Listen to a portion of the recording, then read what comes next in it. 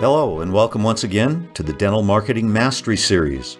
This podcast is brought to you by dentalwebcontent.com and New Patients Incorporated. I'm Howie Horrocks, the founder of New Patients Incorporated. Along with me once again is my friend and partner and the president of New Patients Incorporated, Mark Dilatush. Mark, how are you today? Hey, Howie, how are you today? Oh, really good, man. Really good. It's sunny What out are we going to here. talk about today? What are we going to talk about today? What are we going to talk about? Well, last week we talked about the two halves of the dental market and what our listeners should expect, both in the form of results and business metric impact if they use their marketing dollars to promote to either half. Right. Then we talked a little bit about targeting, and you kind of have to talk about targeting when you're talking about the two halves of the market. So we talked a little bit about, we gave an example, direct mail, and we gave an example. Okay, well, if you need volume of patients, target more toward the middle and use postcards. If you want a good volume of really good quality new patients, you would target about the top 40% of the market with a trifold. And if you want big cases, you would promote primarily to the top 10% with, let's say, 8-page magazines all about your practice. And that's how you would segment the local marketplace.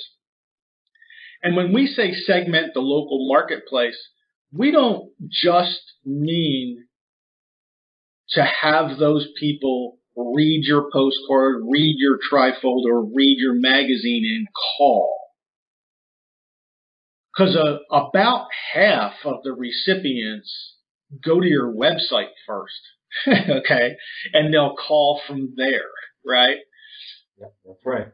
But for the purposes of this conversation, at this point in the Mastery Series, we really want to move our attention into what you believe as the audience.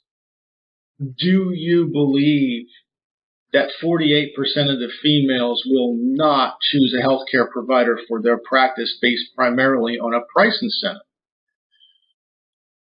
Howie and I have learned over all these years that, dentists who never become our clients or never try what we've written in. Now, Howie, you've written 3 books. I wrote one of them with you. We don't hold secrets. We tell people exactly what to do and how to promote dentistry without promoting primarily with price. Sure. And for some reason, dentists hesitate to do it. Well, I think, Mark, that's a good point. The question you asked, do you believe that there's a segment out there, about half, that won't choose a healthcare provider based primarily on price? The reason they don't believe it, I think, is because they don't see it. It's all about price, and they look at the corporate offices down the street, and they look at the other competitors and what the kind of marketing they're putting out, and it's all about price.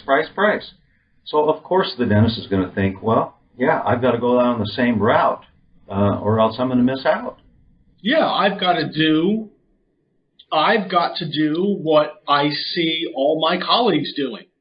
Exactly. Okay, now let's hold that thought for a second. In advertising, when does it make sense to do the same thing as all of your competition? That's a good question, isn't it? It's a very good question. It's a very good question, okay? Now, I'm not going to say never, but I'm going to say the times you would do that from a strategic standpoint are pretty thin. Wouldn't you agree? Oh, absolutely. Okay. Isn't the idea to differentiate yourself? Well, that's the bottom line with marketing is, why am I different than the 14 other people that you could get a similar service or product from? Right. And you have to answer that question, and it has to be a damn good answer. Right, right. Or several answers. Right. And it doesn't always have to be price. Right? No, Right. definitely not. So why don't dentists believe, or why don't some dentists believe? Now I have some exercises for you, and I have some introspection that you can try on your own. And I'm talking to the audience here, not Howie. I know Howie knows this. But I would love for the audience, the next time you are in the presence of, let's say, 3 or more females in their child rearing years, whatever, 35 and up, 30 and up.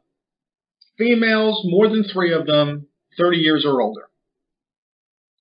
Ask them the following question. Would you choose a healthcare provider for your family based primarily on a price incentive? And just listen for their answer. I'd also encourage you to look at their faces, because 2 out of the 3 are going to look at you semi-insulted that you even asked that question. Those are the women you're looking for in your dental practice. The moms Right. who would not choose a healthcare provider based primarily on price. Now, we know they're out there because we've invested in exhaustive market research. In other words, it wasn't our customers. This is a market research that we paid for, that somebody else did. And they asked a wide slice of not only women, men too, but men were pretty predictable. we knew what men were going to say about dentistry before we asked the question.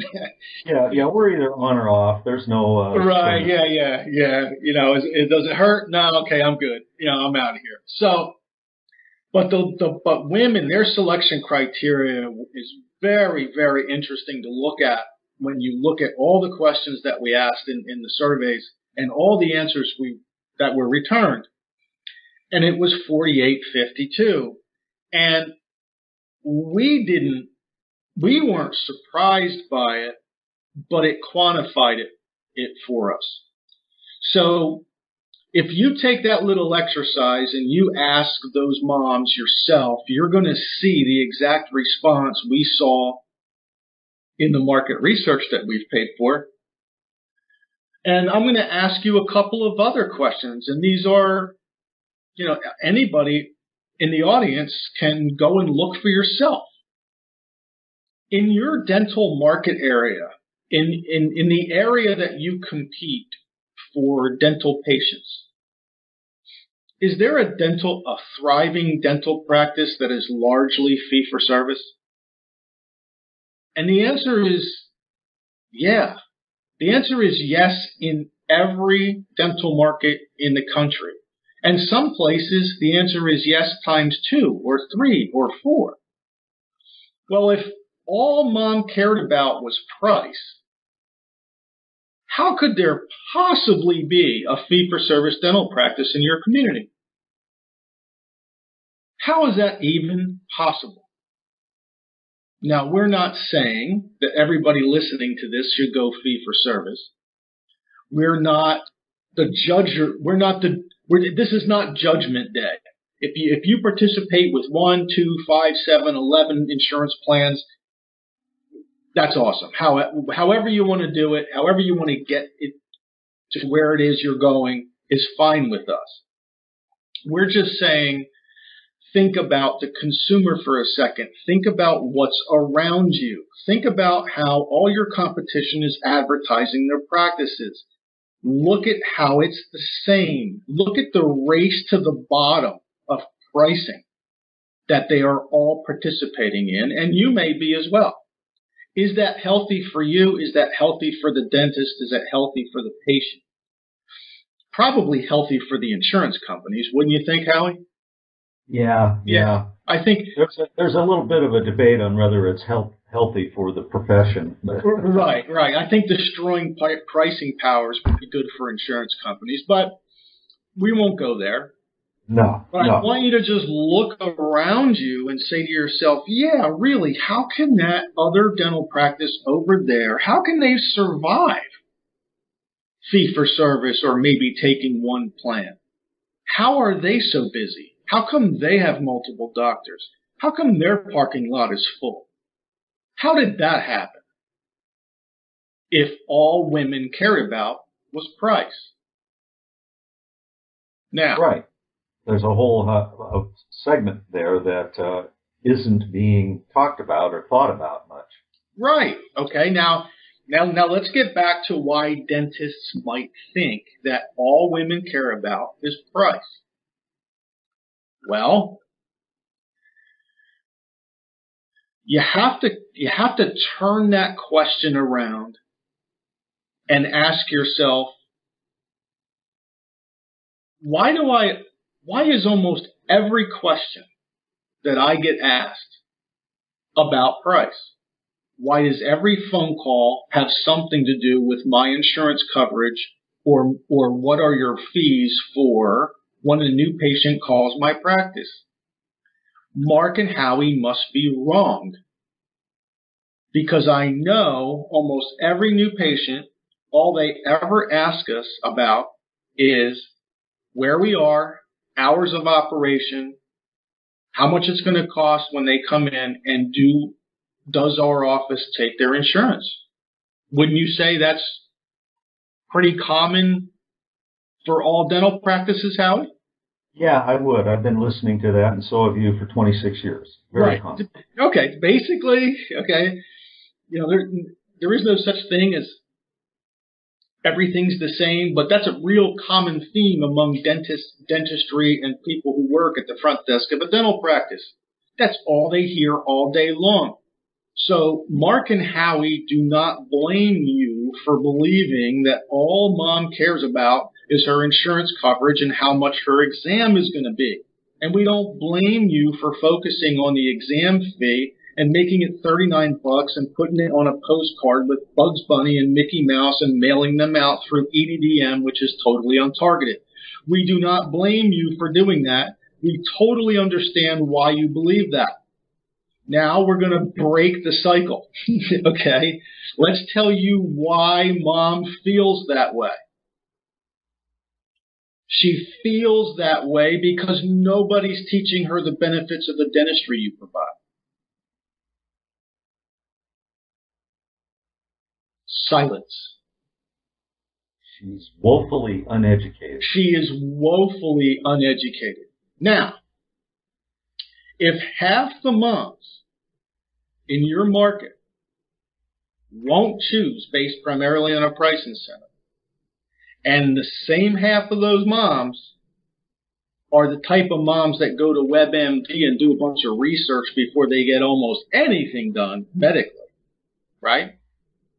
And those moms are starving, thirsting for healthcare information or the benefits of the dentistry you provide. Guess who wins in your market if you're the person providing that information? You do. Because everybody else in your market is promoting dentistry based primarily on a price incentive. So, right, and your audience doesn't see it on television. No. Yeah, they don't hear about it on the radio. Does the ADA promote it? Not lately. How about insurance company? Does Delta promote the benefits of dentistry? Oh, no. You're on a limb. No, nobody does. So this is a very, very important point. The only reasonable conversation that mom, even in the top half of the market, can have with your staff the first time they call is really limited to the two things they know about, right? How much is your exam fee? Because I'm going to have to pay it before I leave. And do you take my insurance? Right? Right. Because they don't know anything else to ask. Because nobody's giving them anything else to ask. You know what's really telling, and this dovetails in perfectly. We have clients that, let's say they're mailing something, a trifold. Let's say they're mailing a trifold, and the first year we always put some kind of an incentive somewhere in the mailer. Usually we bury it in the lower right-hand corner. It's usually a free second opinion or a cosmetic consult or an implant consult, something like that. Okay? And invariably the doctors, our clients, in the second year, we're redesigning the piece and updating it. And they'll say, you know, Mark and Howie, I'm not sure I put the right incentives in my piece. Why do you say that, doctor? Because nobody's asking for them. And we laugh, just like Howie's laughing right now. We just laugh. And we say, isn't that the point? Isn't the point of promoting your dental practice to get people to call who are actually interested in dentistry? That's the point. Okay? Right. So, before you embark on effectively applying your marketing budget to your local community, you have to understand the two halves. You have to believe there are two halves. You have to believe that dentistry has done just a terrible job at promoting the benefits of your craft. I mean, you all went to school for 6 years and probably take hundreds of hours of CE, all the time away from your wife or your husband, and kids and hobbies and all that stuff. And the only person that knows about it is you and 151,000 other dentists. The consumers don't know. That's your opportunity. There's a value gap. If you can be a one or one of a group of dentists that promote the benefits of dentistry, in other words, what do they get? And stay away from the talk about price and cost and all of that kind of stuff, and just explain what you do and how good you are at it, and you know why they should come to see you for these benefits, and you'll be miles ahead. There's a formula to doing this correctly. We actually have a spreadsheet that we are more than willing to share with you. If you want a spreadsheet, we call it the marketable attributes scorecard. If you want that, send an email to Josh, Josh, @newpatientsinc.com, and just ask for the marketable attributes scorecard. The marketable attributes scorecard is separated by basically 5 main categories: price, convenience, technology, public relations assets, and dental services. And under each main category are all the things you do, all the technologies you have, all the conveniences you offer, and all your public relations assets. And each one of those is given a score: 1, 2, 3, 4, 5, 6, 7, 8.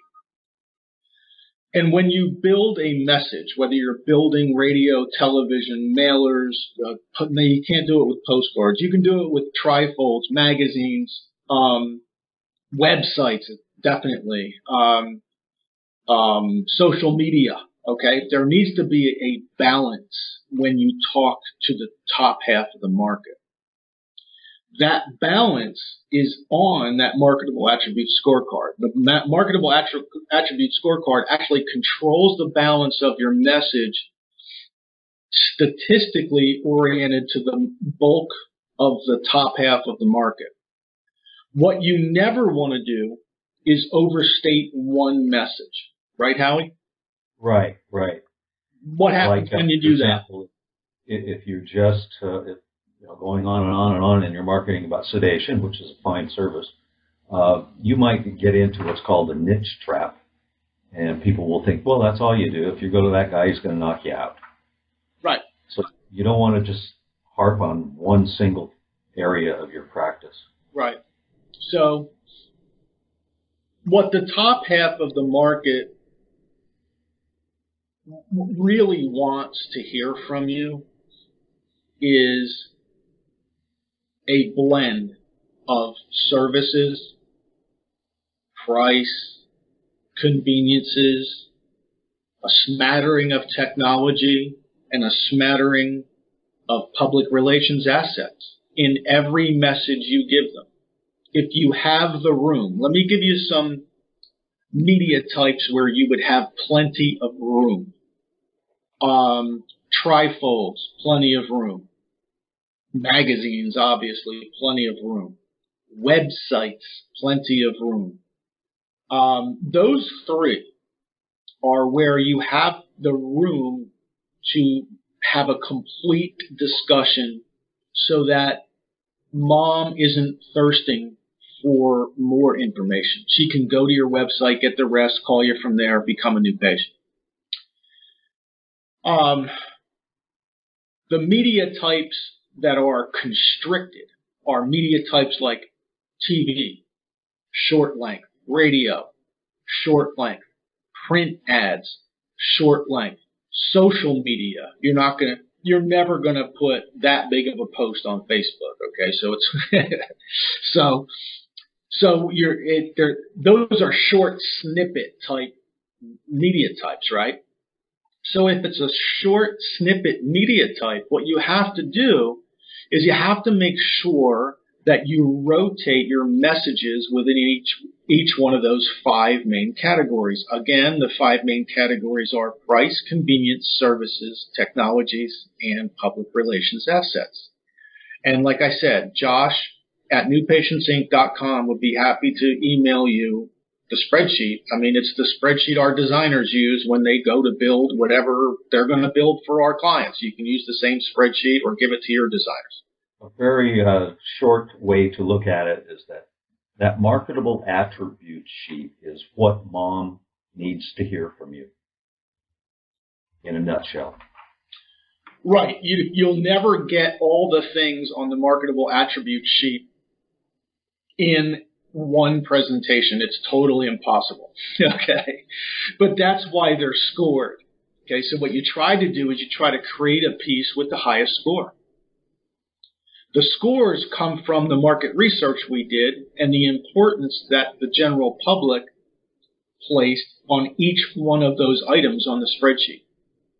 So, for instance, you might be surprised to find out that dental services was actually rated 4th in the main categories. Okay. Most dentists are very surprised by that.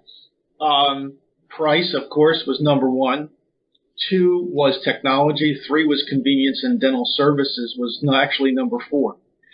So you don't, and when you look at self-directed advertising from a dentist, normally what you see is the laundry list of services. Right, Howie? Right. People send us their advertising all the time and they say, what do you think? And we look at it and I mean, I'm laughing, but they almost all do the same thing. They create a laundry list of pain, they put their name on it, and they put a Google map on it.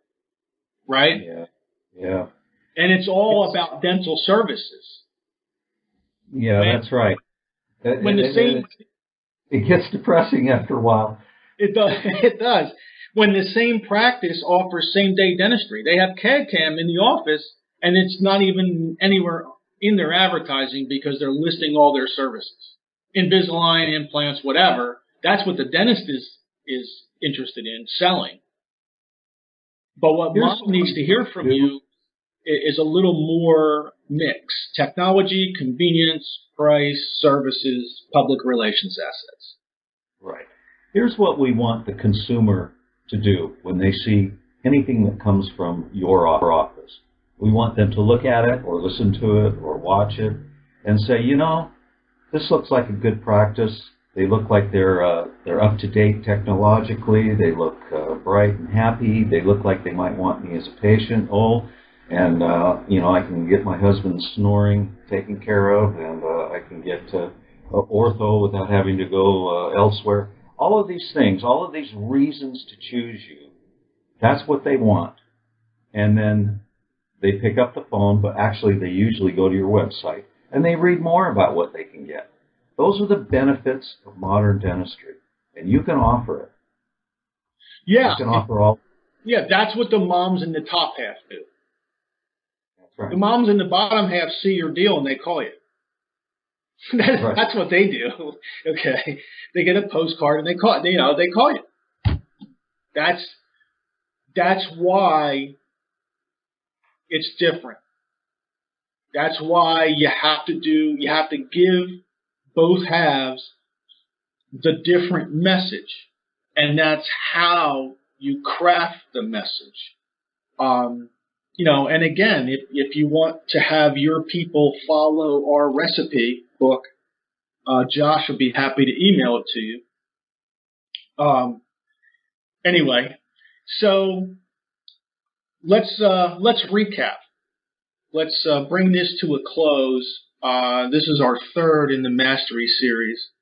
So the first one, we defined the two halves. The second one, we gave you the characteristics and what to expect if you promote to both halves. Talked a little bit about targeting in that second one. And in this one, we're hopefully getting you to think or feel about what you're seeing in your own marketplace and begin to believe that even in your marketplace, there really is 48% of those women who will absolutely not respond to a price incentive to choose a dentist. If you believe that, now you're ready. Now we're ready to get into the meats and the meat and the bones of dental marketing mastery, which is going through all the media types, what to do, what not to do, how to do it, and all of the subordinate strategies to each one, which we're going to do in future installments. So, Howie, you got anything to add? Well, I'm looking forward to doing a lot more of these. We're going to be having these on increasing numbers of channels like YouTube and iTunes. I think we're up on iTunes already. So any dentist out there who wants to let your buddies know about what you've been listening to, let them know. We'd sure appreciate it. Yeah, you know what? Actually, I'll add to that. If you have any questions or specific things that are happening to you that we could use as a mini topic, we're not going to use it as a main topic in a mastery series, but we use it as an example topic within one of the segments, just email Josh at newpatientsinc.com and give him your topic. This is like a call-in radio station where we'll give you name, credit, and everything, right? And we'll be happy to give you our expertise. All right. Thanks for tuning in this week. We'll be back shortly. Thank you.